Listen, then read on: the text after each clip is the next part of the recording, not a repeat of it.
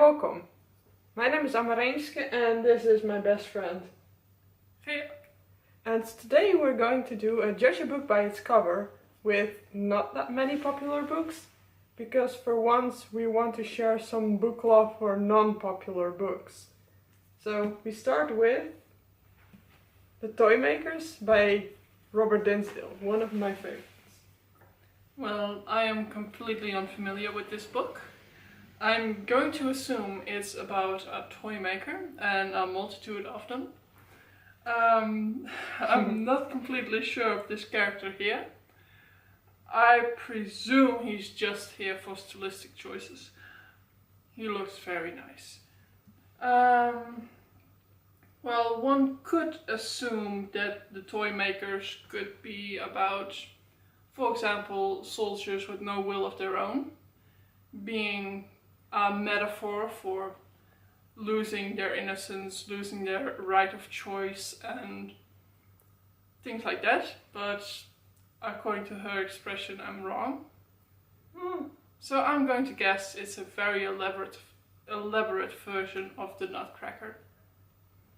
Actually, I thought it would have been a version of the Nutcracker as well, based on the toy soldier on the front, because for some reason I mistook it for a Nutcracker. But it's actually a magical realism story set between the 1900s and 1940s that deals a lot with war traumas. And yes, such a heavy topic, but it's written in a kind of fairy tale way, which makes it very dreamy at points. But unless some other magical realism book you actually have an idea what is going on. It's called The Toy Makers because one of the characters with the war traumas is a toy maker, just like his brother and his father. So we have a triple set of toy makers. And they work in a magical toy shop and make magical toys. That's where the magical realism parts come in. And I'm not going to tell more, because that would actually spoil the book for anyone who still wants to read it. And I also made a review of this book that I will link somewhere in the top corner of this video. And we are going on with the next book, which is Gingerbread by the same author. This has a little bit less obvious of a title, I think. I guess it's about a red-headed baker who is very very passionate about bread. And in this case it's not about the cookies, who can presumably walk very fast according to the fairy tale. I think it's about this red-headed baker. As you can see, he's lost in the forest with 2 tracks of steps which do not look like gingerbread steps. That's why I don't assume it's about the cookie, but about the red-headed baker. He is red and white here.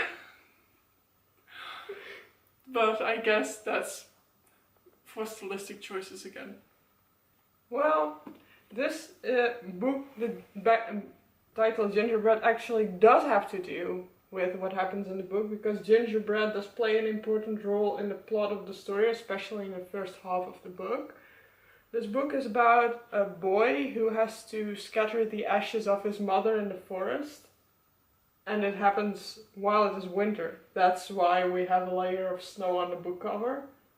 And would the shadow be the grandfather of the child. Okay, so no Freud in this one. That's great. Yeah, but his mother dies of cancer, and her last wish was for her ashes to be scattered at her home where she grew up.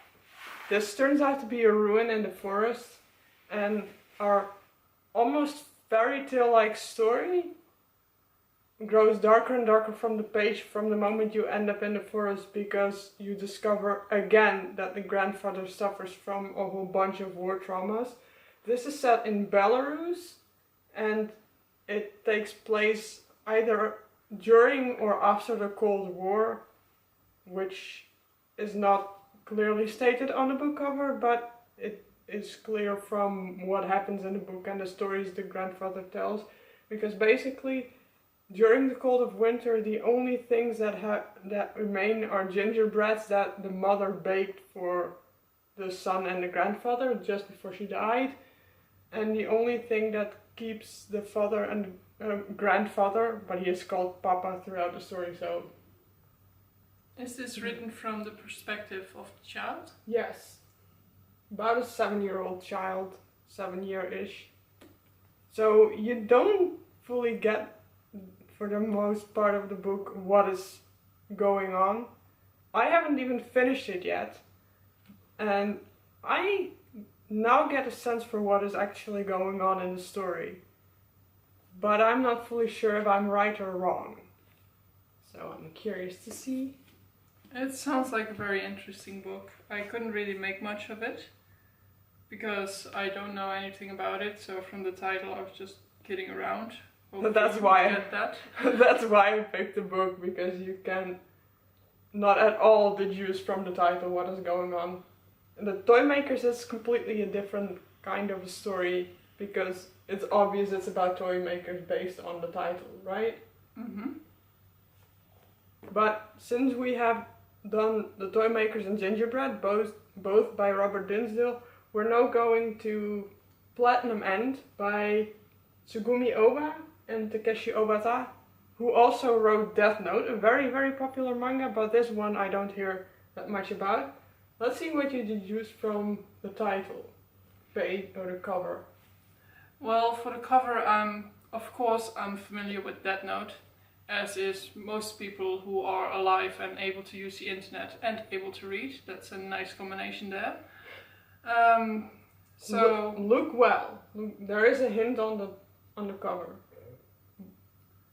Well, what you can see in the picture is a red-headed woman in a dark hoodie, I guess, and something I presume to be an angel, or something with angel imagery on the front, white feathers and possibly hair, like it being a wing or a winged person facing away from us. And what could the story be? It's possibly even darker than a Death Note, because instead of being rated for a young adult audience, it's rated for an adult audience. Well, to be fair, if you look at the rating system, then Death Note is a little bit from a different era, but... Just come up with something. You're probably not going to get all of it from the cover. Well, the cover is very limited in this regard. You see some pinkish crystals, a lot of feathers, and a bit of a melancholy person looking backwards at the feathered figure. Honestly, I can't make anything out of this. So basically, this is the cover, and this is a cover you cannot make a lot of it of.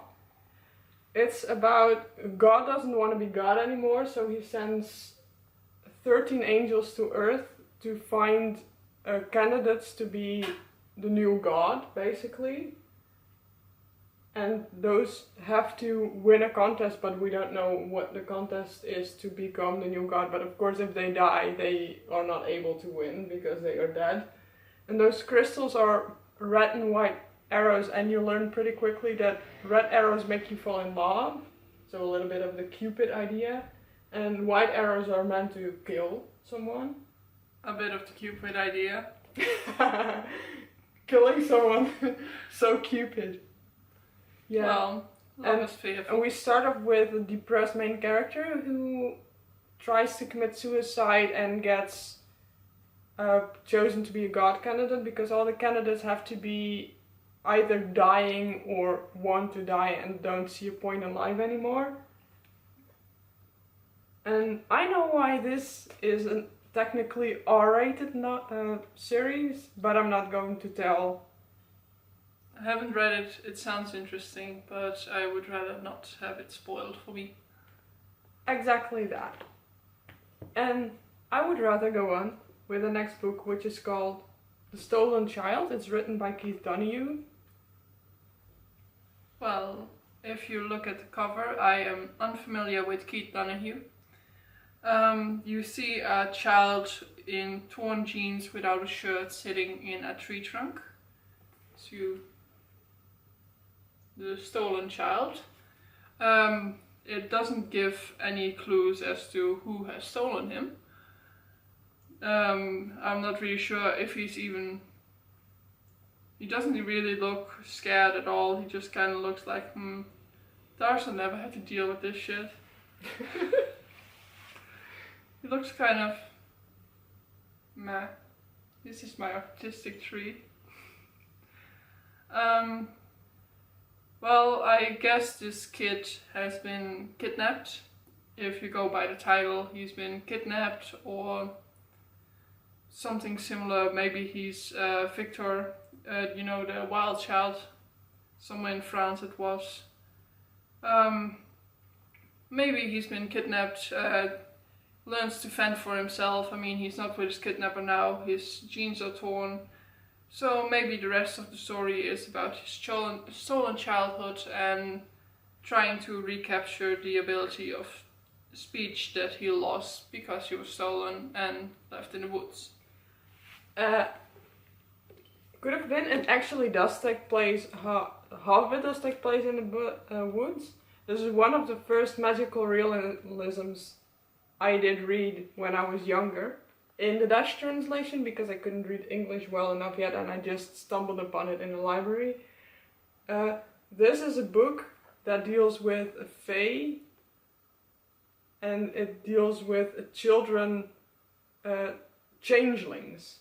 Oh, that's nice. Yeah. I mean, it's always not a happy story, but yeah, I like the theme. So there are two boys that are interchanged for one another.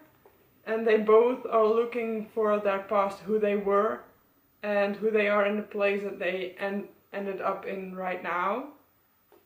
So we got one boy who was changed quite a while ago, who now changes into a new boy, basically, because that is what those changelings do. The changelings live in the woods, and they have lived there for quite a while. We have one character who was a German who was very well acquainted in piano playing, and he tries to find his old family back. And it also deals a lot with finding yourself, who you are, where you come from, that kind of stuff. And of course the changeling part is what is the magical realism part. Does not sound like it, make it sound very interesting, but it was a very good book. I was very impressed when I read it for the first time. And I still was very impressed when I read it for the second time. Otherwise it would not have been on my shelf right now. And we go with the final book, which is House of Names by Colm Tóibín, because Irish spelling is weird. Look. It is indeed weird. Colm Tóibín, I do not know. Yeah, you pronounce it as Colm Tóibín, but I didn't know that. I had to look it up on the internet as well. Alright. So, that guy. House of Names. On the cover you see a solitary tree in a desert for some reason bearing fruit and birds flying around it. And a guy just... presumably a guy just standing there looking at his stretched out shadow. If you look at the comments on the top, it says Unforgettable by Mary Beard, the writer of SPQR, Senatus Publicus Romanus, which is a nice book. And I do not know Edith Hall, but they are both very positive about the book. Anyway, very praising indeed. They call it unforgettable and a masterpiece. Yeah, but if they said that it was shit, they probably wouldn't have printed it on the cover. The back is also positive. I didn't check the words other than the comments. Anyway, House of Names. So you see it's in a desert. I presume the title has nothing to do with House of Scorpions or Name of the Rose, which are also things with houses or names. I might assume it's about a man and his journey, a solitary journey, but I'm going to help a little bit. What country do you think this book is set in? Because it is set in a real world country. I would say perhaps Israel. Not that far away, it's Greece. That's quite far away. I mean, it's not that far away from Israel. I am not very well acquainted with Greece, but I do not recall there being any deserts. I might be an idiot, which is quite. There is a desert in the story, or something akin to a desert. Alright, so it's not just a metaphorical desert. That's nice. Well, I should have gotten the clue from Mary Beard leaving a comment on this. I mean, Greece, Rome, it's going to be that area which is her area of expertise, which is why her comment is valued. So, I'm gonna guess something with mythology. Who is this brick? Nope. You have no clue? This is a retelling of the myth of Agamemnon and him sacrificing his daughter. A happy story. Very happy, especially since it follows the rest of the family when they fall into very negative thought patterns and just negative happenings altogether. It's a retelling, but from a more character-driven perspective instead of action-driven. I did never actually read the original myth, but I mean, the back says, on the eve of a great battle, a father commands the death of his daughter to save his army. This lured me in, and I had no clue that it was about Agamemnon's story.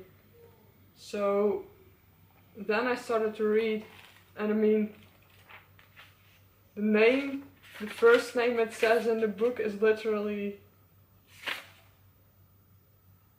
Clytemnestra, which was Agamemnon's wife, which is what I knew because that is what I learned with ancient Greek in school. And which I'm going to know because I study history. Yeah, history and China studies. Yay! Yay, so enthusiastic. Anyway, I recently read and reviewed this book, so if anyone wants to see the review, I'll link it up above. But this was it. It could have been way more energetic, but we were just having some little random spontaneous fun. So thank you for watching and on het horen keer.